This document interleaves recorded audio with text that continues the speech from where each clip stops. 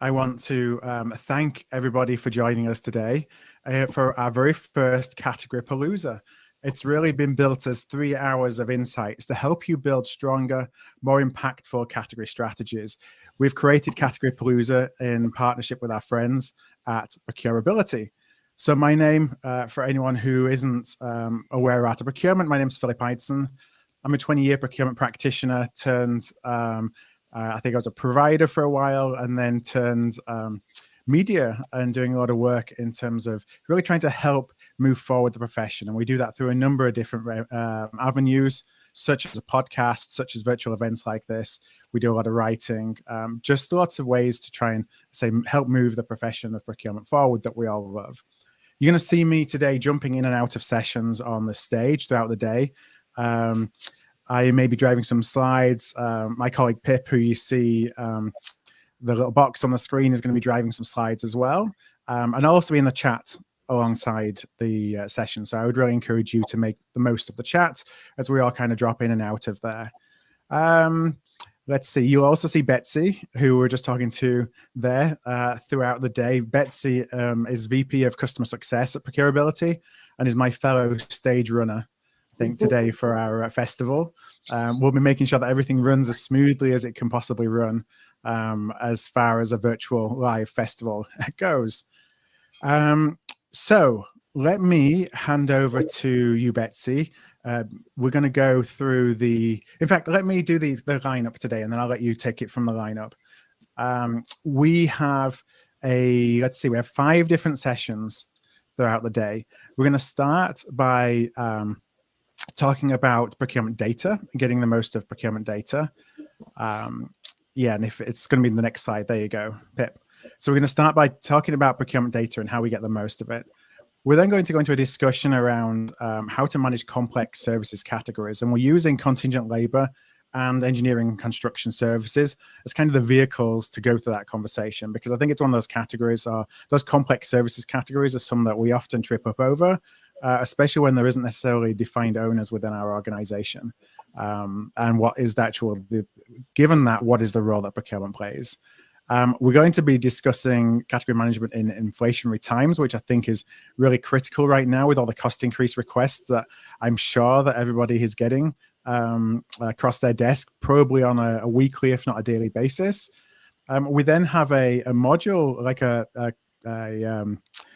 quick learning module on should cost modeling. And we wanted to bring that in because I think a couple of reasons. One is should cost modeling is a really powerful tool, especially as we start to get these cost increase requests to figure out, is it really a valid request or not? Is somebody trying to make the most of the market conditions and give us increases that may not justify the actual increase in input cost? But also, it's one of those areas where we think a lot of it in the direct spend area, but it can be used in the indirect space as well. And then we're going to finish off with our encore with Betsy putting it all together and talking a little bit about putting all these different things we talked about into a single, simple strategy. So with that, I just want to thank everybody as well. I see more locations coming in: Jacksonville, Romania, Cork in Ireland, Dusseldorf, and East Brunswick. So welcome, everybody. And with that, Betsy, I'm going to hand it over to you. So a little bit about ProcureAbility. So we are a specialist advisory and professional services firm. And the way I like to say it is that we don't do anything but procurement, but when it comes to procurement, we do everything. So we have an advisory and execution services arm where we focus on procurement transformation, category management, and the execution of the processes around those areas. We have a talent division where we help to find the best fit resources for your team.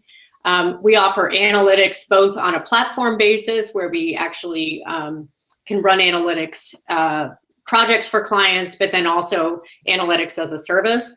And lastly, we have a category intelligence operation that is heavily utilized right now in a period of market volatility, and where we really focus on category market analysis and arming procurement people with the right data to make data-driven decisions within their categories. So our primary focus is really on measurable outcomes in procurement. And all of our solutions are customized. No two look exactly the same. So they're all based on the client's specific needs and objectives.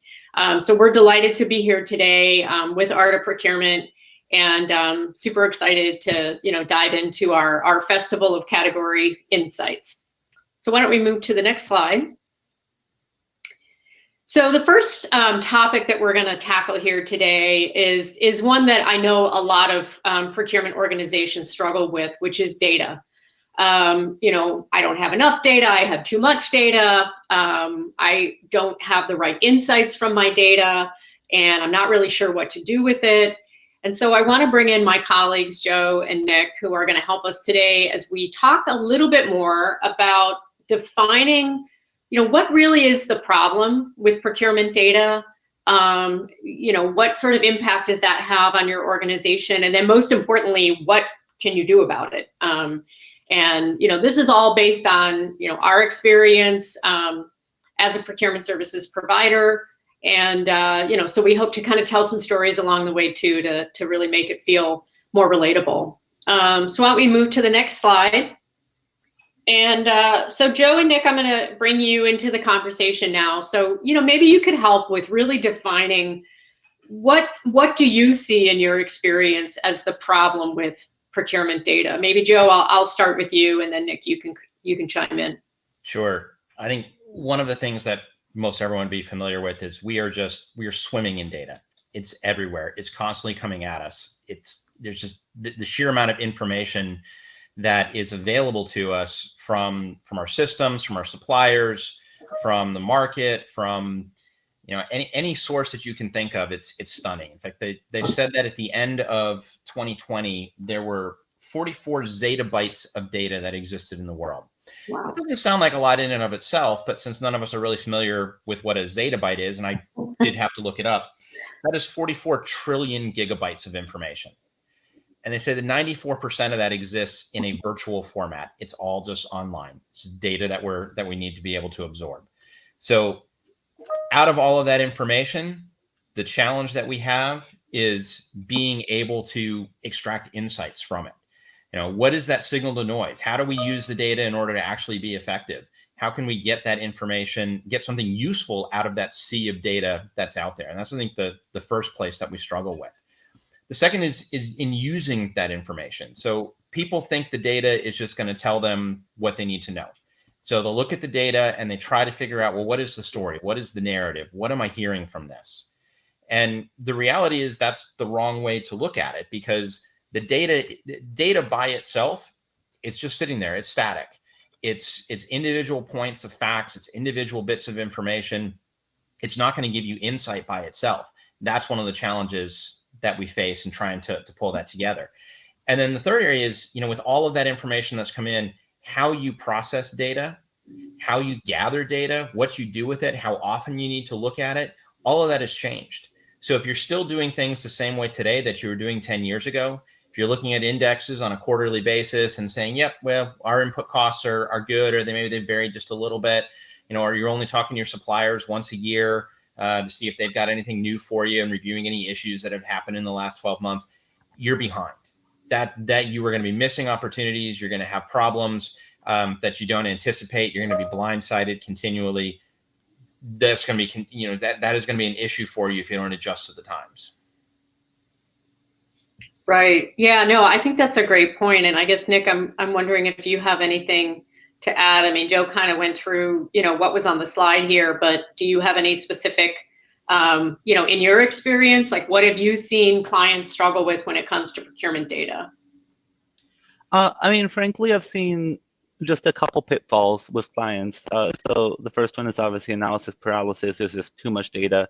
There's essentially the sea metaphor, where you're trying to get a glass and get the right cup of water from the ocean, and that just doesn't work. So you have to really focus on the most important data. So that's problem number one. Problem number two is kind of a focus on historicals, assuming that those historicals are going to apply in the future, and that might have been true a couple years back, but that's simply not true anymore. The market is unlike anything we've seen in the past decade.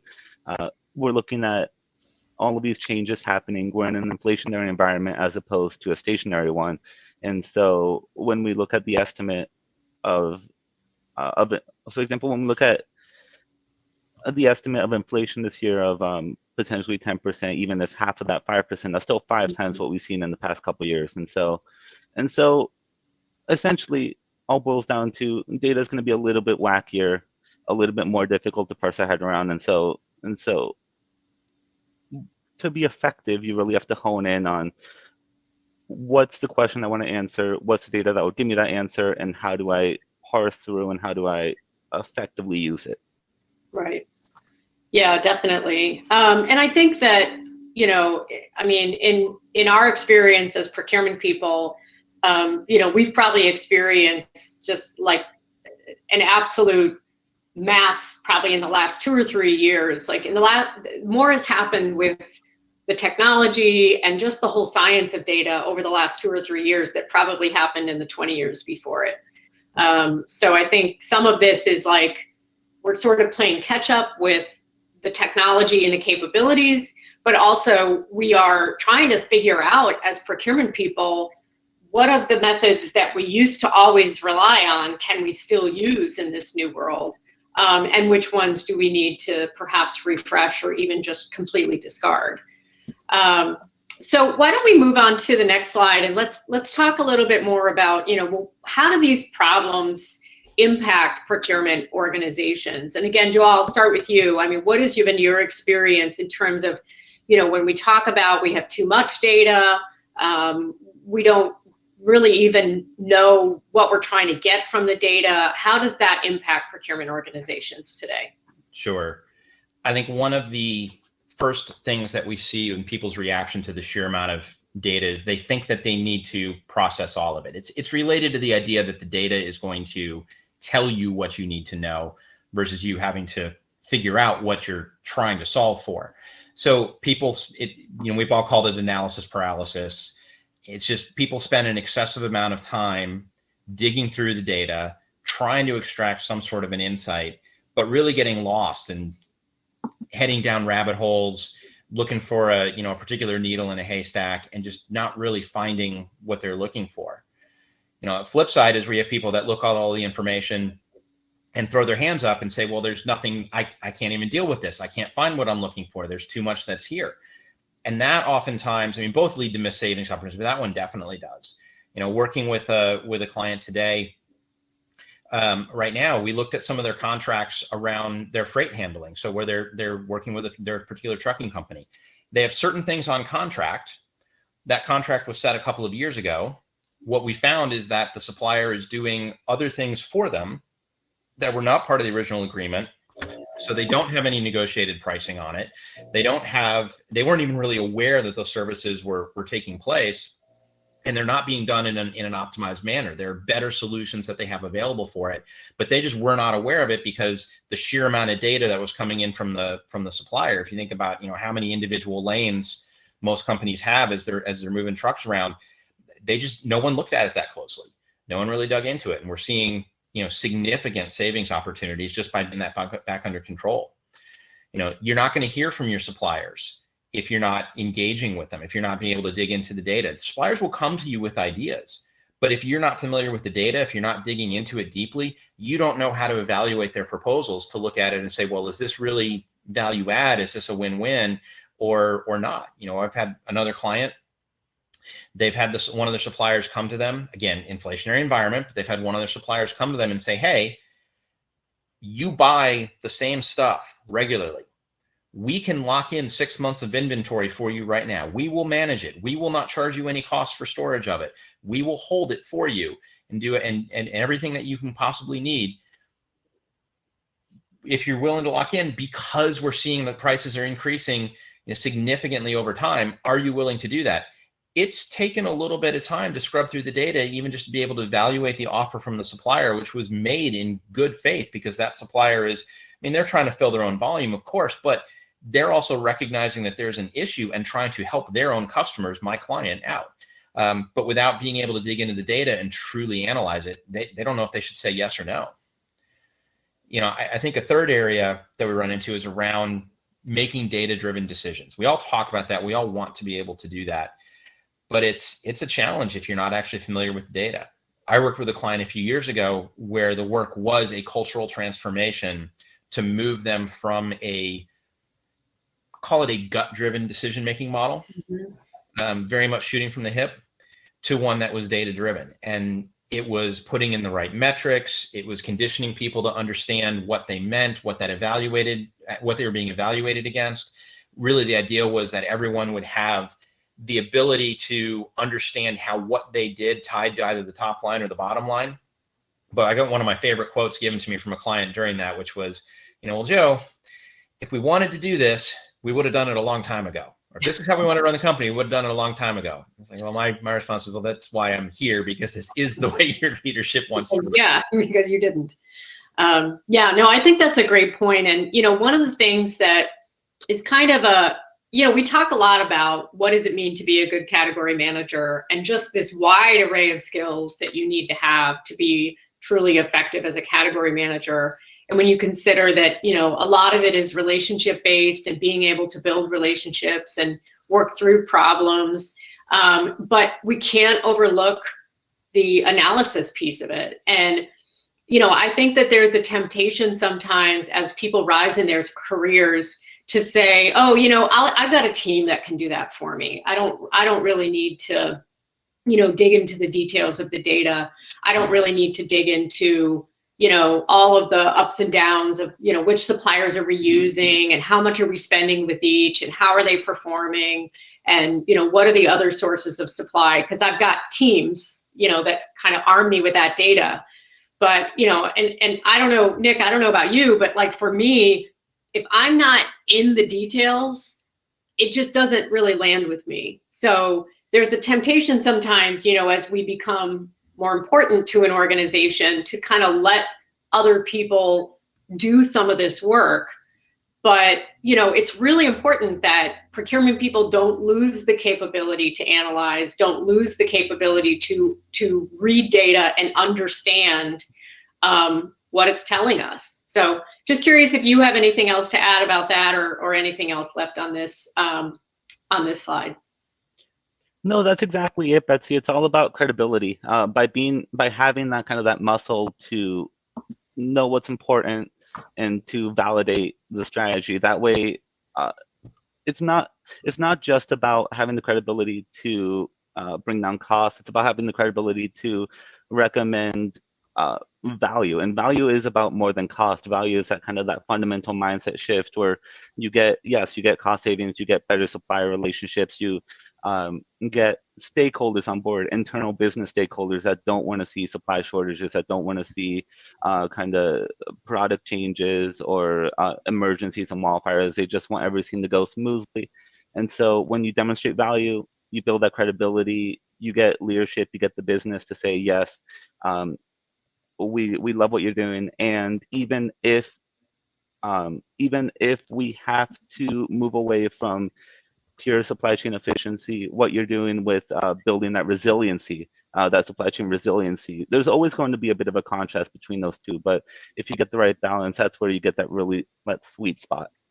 Yeah, no, that's a very good point. And obviously super relevant, not just for, some of the supply issues that we're seeing, but, coming, fingers crossed, at least emerging from the pandemic. We're certainly don't have it behind us, but, starting to see what post-pandemic life is going to look like.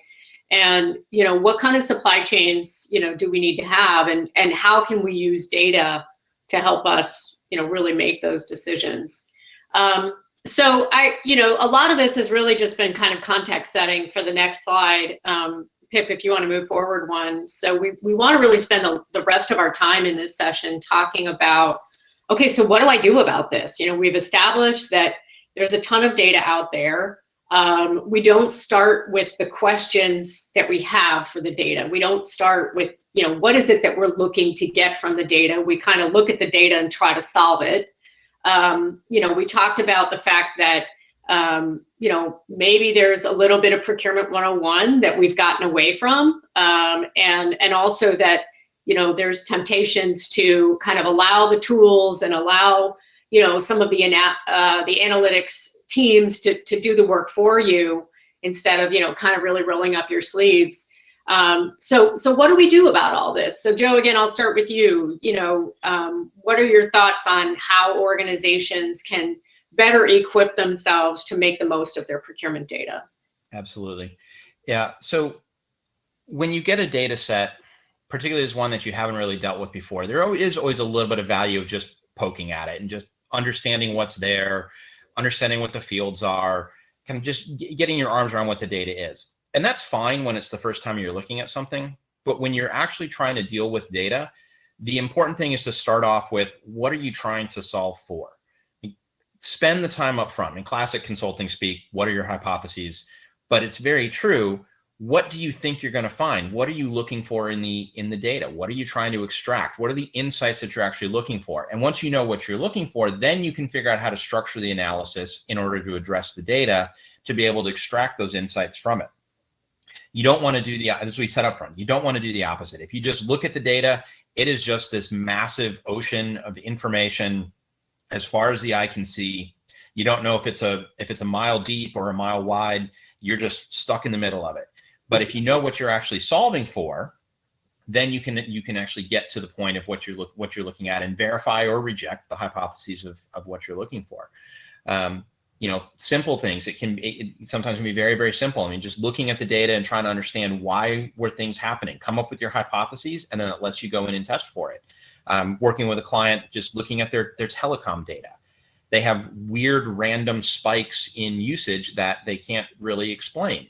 So we sat down and figured out what were the potential things that could be causing that. And then you dig into the data and try to figure it out. And then along the way, you might generate new insights that you hadn't anticipated. Like in this case, find out that there were people who are no longer employees of the company that are still being, have cell phones that the company's paying for. Let's get those turned off. But that might be an unexpected piece, but you dig through those in order to find the insights that you're looking for. Looking a little bit big picture, when you're looking at dashboards, when you're looking at trying to craft information, what you're going to review on a regular basis, you want to look at it and have a mixture of things that are backwards looking, so telling you what happened, but you also want things that are going to generate some foresight for you. So where are you starting to see signals in your data that are going to tell you that something is changing, something's happening in the marketplace that you need to do something about? It could be seeing an unusual tick in an index. All of a sudden, the price of a commodity that you're tracking starts to move up or down in a way that you were not anticipating, a sudden, very aggressive move. If you think back a year ago, last March, was March or April, when the futures contracts for fuel actually went negative.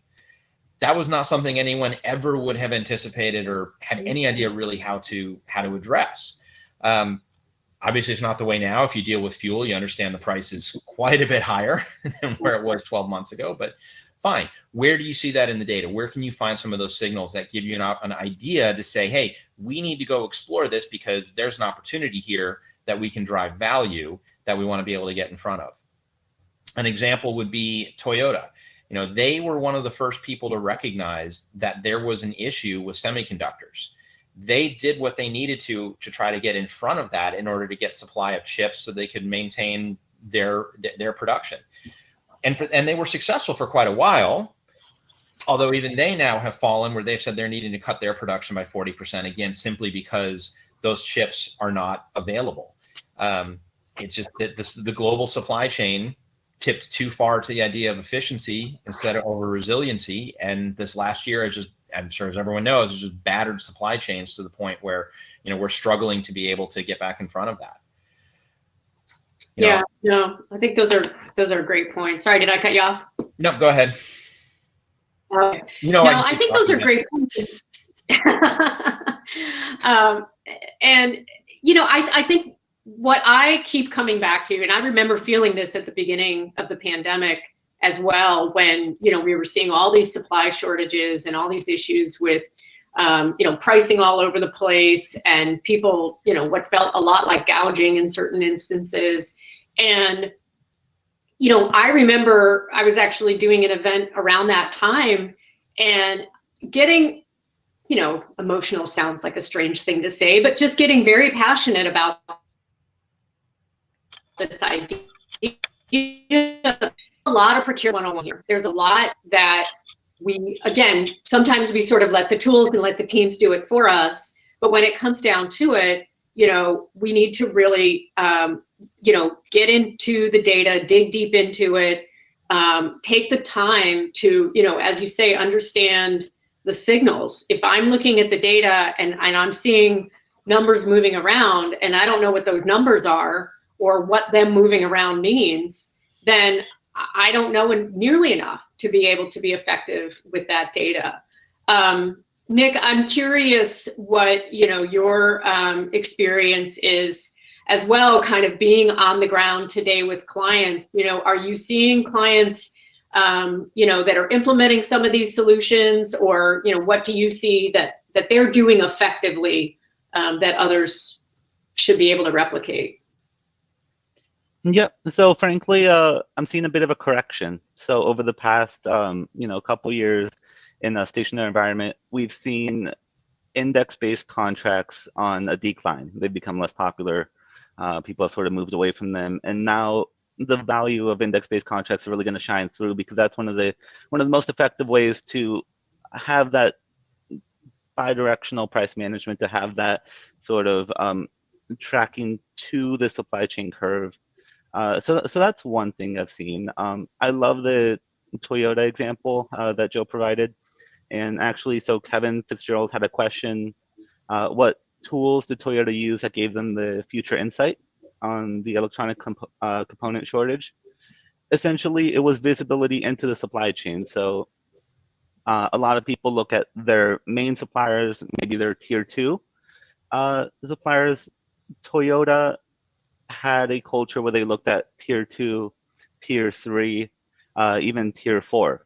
And so what that meant was kind of the waves or the ripple effect happened in those lower levels of suppliers before it came up to the tier 2 and tier 1 suppliers. And so that's what gave them the advanced knowledge.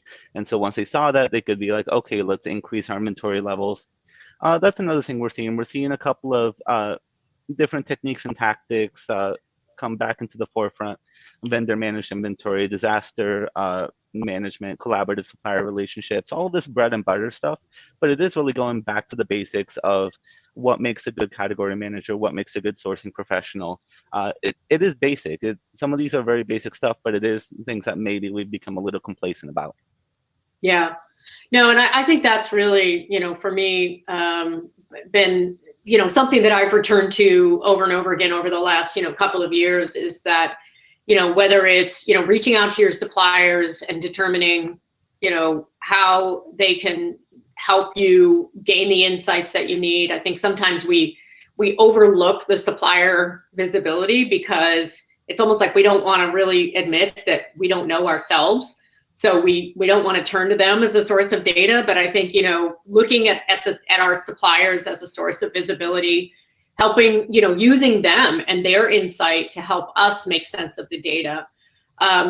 Certainly tools can be an absolute, game changer for certain organizations. But I think, we've also seen a lot of companies who that have invested a lot of money into, very expensive analytics tools without really knowing what they're trying to get from them. And as a result, it doesn't really change anything. Maybe the data looks prettier, but they still don't really know what it's telling them. I would say tools don't fix bad processes. They just make them faster. Yeah. No, that's exactly right. Yeah. And I think so, I mean, don't be afraid to look at the tools. We have a little plug here. We have our own tool, the ProcureAbility. Don't be afraid to look at those tools. But again, go in with, what am I trying to really use this for? And if you're using it to try to fix your data, it's probably not going to give you the result that you're looking for. So I know we have just a few minutes left in this session. I know we have seen a couple of comments come in through the chat, which I love. But if anybody has any questions or any, we'd be happy to take a couple now. And if we run out of time, we can always follow back up after the session as well. So Joe, Nick, while we're sort of waiting to see if any questions come in, I guess any last minute, kind of closing comments from you guys? Yeah, I would say, I think the last point we're looking at is in the environment that we're in now, it is different. We've not really seen significant inflation for at least the last 10 years, probably really going back mainly about the last 20 years.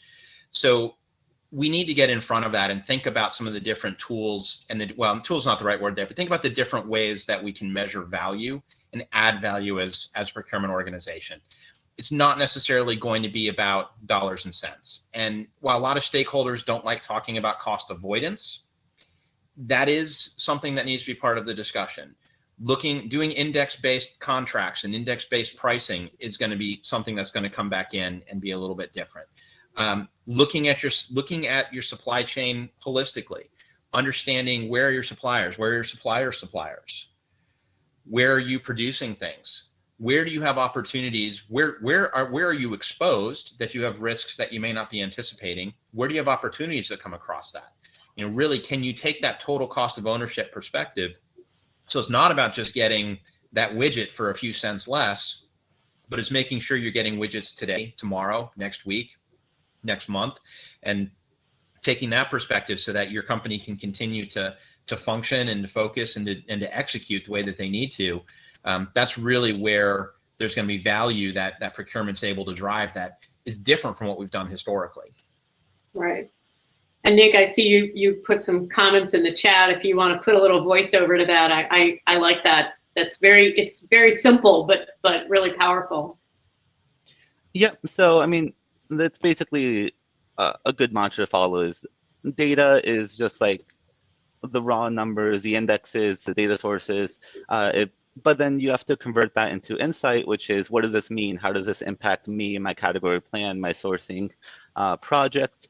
And then you take that insight, how does this affect me? And then what can I do about it? How can I incorporate this into my category plan? And how can I become a proactive instead of a reactive procurement organization? And the final thought would be, it's really easy to look at this environment and say, oh my God, there's so many problems, there's cost increases, there's obstacles. It is a challenging environment, and we are going to have to adapt and be flexible. But this is also a really good opportunity for any sort of procurement division or professional, because you can drive cultural change at the leadership level to look beyond just supply chain efficiency and look at resiliency. You can drive closer partnerships with suppliers. You can create that competitive edge over other procurement divisions that aren't going back to the basics and asking the right questions. Yeah. No, I think that's a great point to end on.